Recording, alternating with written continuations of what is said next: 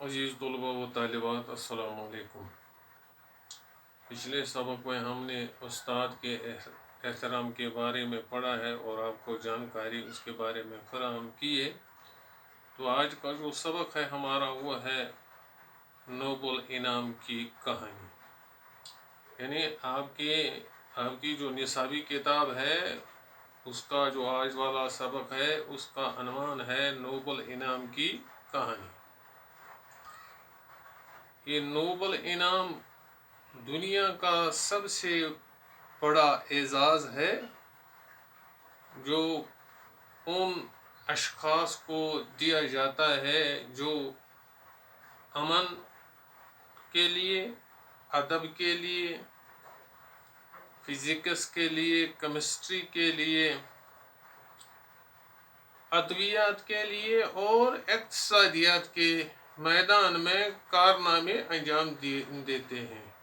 यानी जो इन मैदानों में काम करते हैं, चाहे अमन का मैदान हो,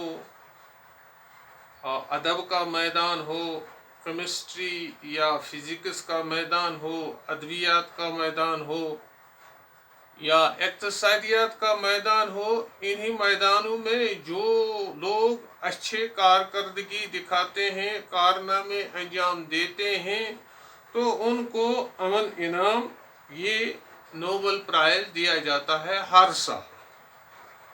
हर साल ये नोबल प्राइज़ उन्हें दिया जाता है। अदब के मैदान में रविंद्रनाथ टैगोर को मिला है, उसने कारनामा अंजाम दिया, उसने गीतांजलि लिखी, एक किताब लिखी उस पर। इसी तरह फिजिक्स के मैदान में सीवी रमन ने अच्छी कारकर्दगी दिखाई तो उनको भी मिला। या इक़्तिसादियात के मैदान में डॉक्टर खुराना और डॉक्टर चंद्रशेखर ने भी ये इनामात हिंदुस्तान के अंदर हासिल किए हैं, क्योंकि इन्होंने अच्छे कारनामे अंजाम दिए हैं। इल्मी मैदान में भी, इक़्तिसादी मैदान में भी, अमन कायम करने के मैदान में भी इन्होंने अच्छी कारकर्दगी दिखाई है। तो इसी तरह यहाँ जो अल्बानिया की एक लेडी थी जो बम्बई के अंदर काम करती थी, तो वो कोढ़ के मरीजों का ख्याल रखती थी, गरीबों की मदद करती थी, जिसका नाम मदर टेरेसा था। तो उनको भी उस खिदमत के एवज, उस कारनामे के एवज ये इनाम मिला है, ये इनाम उनको भी मिला है। तो आज हमारा मौजू यही है, नोबल इनाम की कहानी। तो अब मैं एक बार फिर आपको दोहराता हूँ कि ये नोबल इनाम दुनिया का सबसे बड़ा एजाज़ है।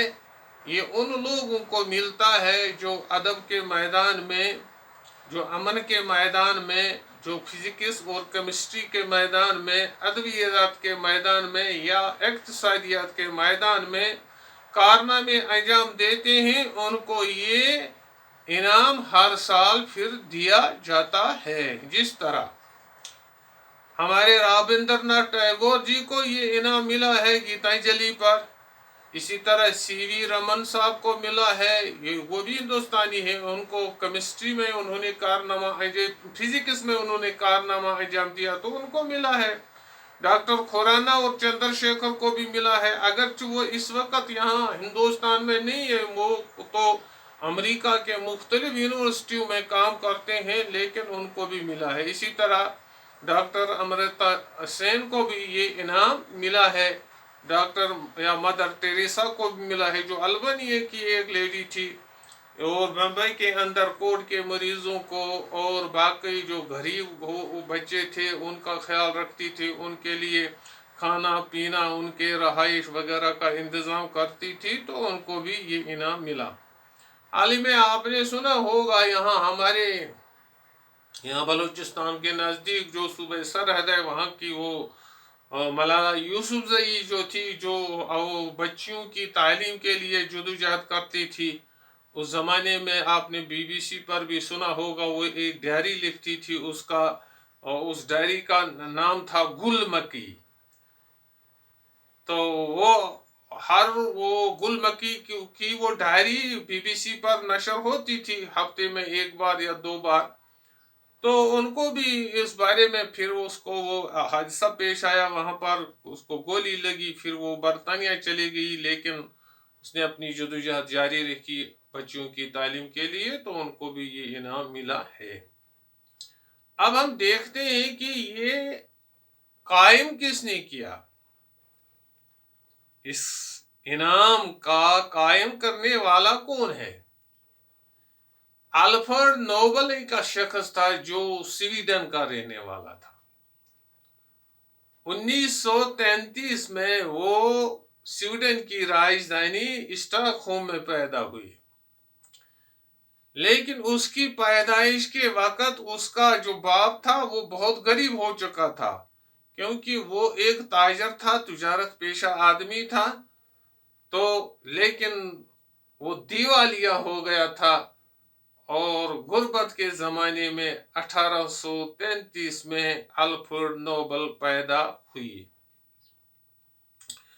جب ان کی عمر 9 سال کو پہنچی تو مالی حالت اس کے والد کی بہت خراب تھی. اگرچہ اس کے والد بہت پڑھے لکھے تھے, اچھے پڑھے لکھے آدمی تھے, لیکن دیوالیہ تو ہو گئے کیونکہ ان کو تجارت میں زیادہ تجربہ نہیں تھا. تو ان کو اسٹاک ہوم چھوڑنا پڑا, وہ سینٹ پیٹرز برگ چلے گئے. اس زمانے میں سینٹ پیٹرز برگ روس کی راجدھانی تھی. تو جب اس کی مالی حالت وہاں اچھی ہو گئی تو انہوں نے الفریڈ نوبل کو اچھی طرح باقاعدگی سے اسکول بھیجا, اور اس نے اچھی تعلیم حاصل کی. اچھی تعلیم حاصل کرنے کے بعد اس نے یورپین ممالک کا دورہ کیا. 29 سال کی عمر میں جب اس کی پہنچی تو کیونکہ باپ بھی اس کا باپ بھی بہت پڑھا لکھا تھا, تو باپ کے ساتھ بیٹھ کر اس نے سائنسی تجربات شروع کیے. تو سائنسی تجربات کرتے کرتے اس نے ایک چیز کی نائٹرو گلسرین کی ایجاد کیا, اور پھر نائٹرو گلسرین کی مدد سے اس نے ڈائنامائٹ بنایا. ڈائنامائٹ ایک بارود ہے, اور یہ بارود زبردست دھماکہ خیز مواد ہوتا ہے, اور ایک جگہ سے دوسری جگہ بارود کو لے جانے کا اس نے طریقہ بھی بتایا ہے, لیکن اس کتاب میں اس نے وہ طریقہ درج نہیں کیا ہے. تو الفریڈ نوبل جو تھے وہ زبردست محنتی آدمی تھے. اس نے یہ ڈائنامائٹ صرف جنگ کے لیے استعمال نہیں کیا تھا, یا کسی ممالک کو قبضہ کرنے کے لیے نہیں کیا تھا, یا کسی کو نقصان پہنچانے کے لیے اس نے یہ استعمال نہیں کیا تھا.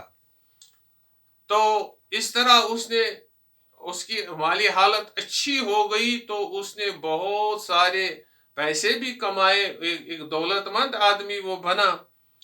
تو اس نے اپنے جو اس کے ملازم تھے یا کامگار تھے, کام کرنے والے تھے, ان کے لیے ہوادار مکان بنائے, اور ایک خاص بات کی کہ جو اسے اپنے اس کارخانے کے اندر منافع ملتا تھا, اس منافع میں بھی اپنے ملازموں کو شریک کیا.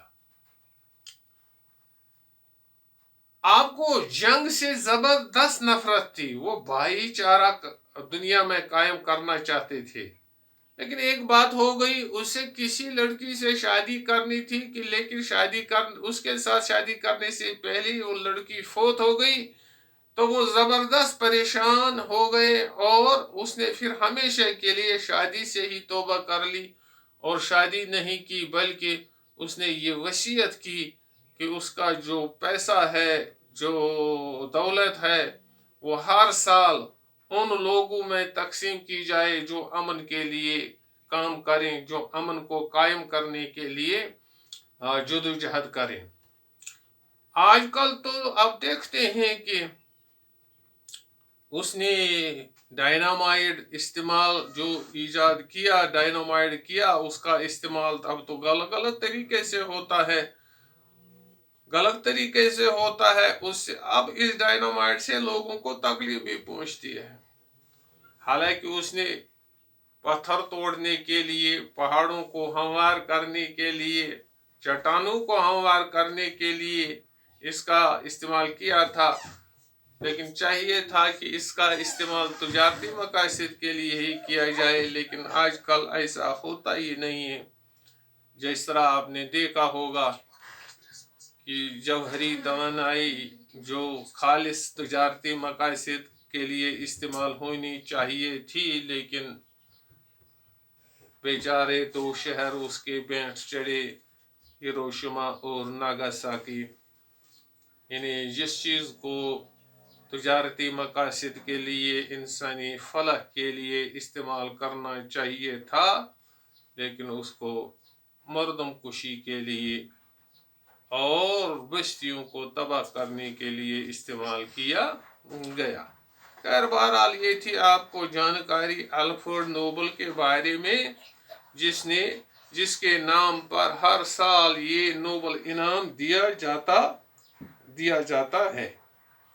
اب ہمارے پاس ہیں اسی کے بارے میں کچھ سوالات، اسی کے بارے میں۔ تو یہ نوبل انعام کی کہانی جو آپ کی کتاب ہے، نصابی کتاب، اس کے پیچھے کچھ سوالات لکھے ہیں۔ تو یہاں پر ایک سوال ہے کہ نوبل پرائز کس کے نام پر دیا جاتا ہے؟ ابھی تو ہم نے آپ کو بتایا ہے کہ نوبل پرائز الفریڈ نوبل کے نام پر دیا جاتا ہے، اسی نے اس انعام کو قائم کیا ہے۔ تو لہٰذا ایک بار پھر دہراتا ہوں آپ کے سامنے اس سوال کا جواب، نوبل پرائز کس کے نام پر دیا جاتا ہے؟ نوبل پرائز الفریڈ نوبل کے نام پر دیا جاتا ہے۔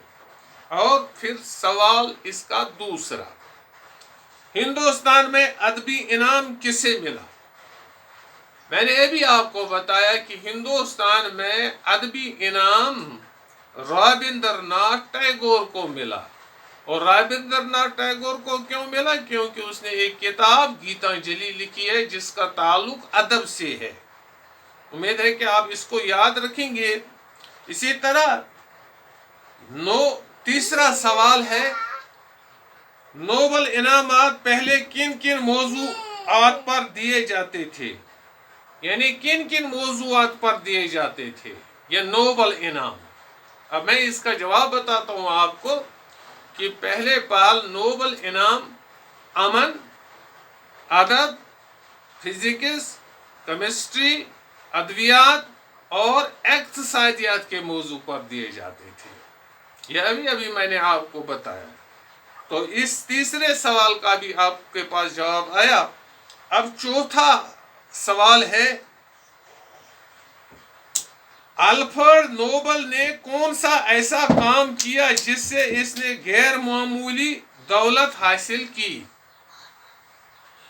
الفریڈ نوبل نے کون سا ایسا کام کیا جس سے اس کو غیر معمولی دولت حاصل ہوئی؟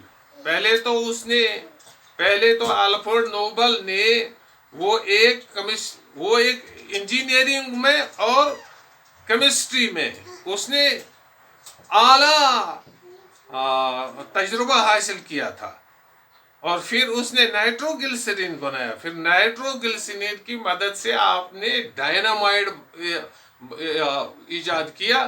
تو ان ہی چیزوں سے اس نے بہت ساری دولت کمائی۔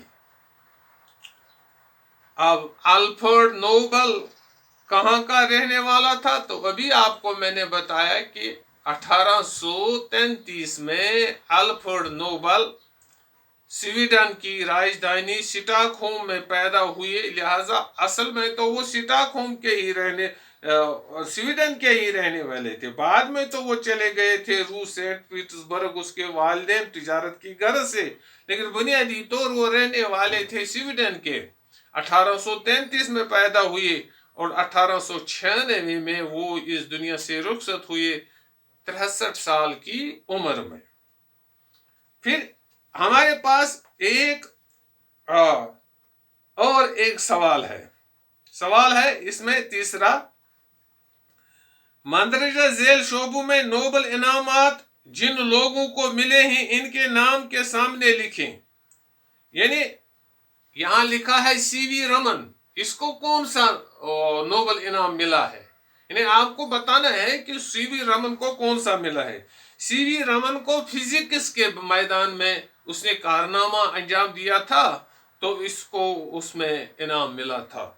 और दूसरा सवाल है, रविंद्रनाथ टैगोर को किस मैदान में इनाम मिला था? अदब के मैदान में मिला था। उसको उम्मीद है कि आप इसको याद रखेंगे, अदब के मैदान में इसको इनाम मिला था।